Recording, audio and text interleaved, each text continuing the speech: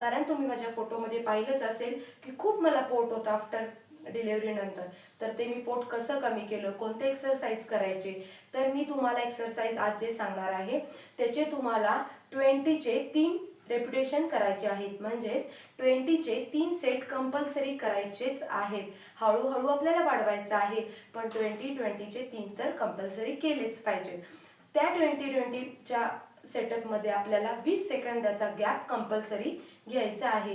परत स्टार्ट करायचं आहे आणि श्वासावर नियंत्रण ठेवत, म्हणजे श्वास घेत आणि श्वास सोडत आपल्याला एक्सरसाइज करायचे, जेणेकरून आपल्याला 100% रिझल्ट मिळेल. चला तर आपण वेळ न वाया घालवता स्टार्ट करूया. ओके, हात असे ठेवायचे आहेत. हे बघा, 1 2 3 4 5 6. म्हणजेच जेव्हा आपण खाली हात घेतोय तेव्हा श्वास घ्यायचा आहे, जेव्हा वर हात घेतोय तेव्हा श्वास सोडायचा आहे. पुन्हा एकदा दाखवतेय.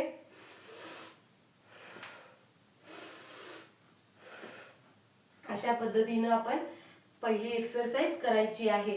नंतरची दुसरी एक्सरसाइज आहे, हे असं हात वर घ्यायचे आहेत, हे पायामध्ये थोडंसं अंतर ठेवायचं आहे.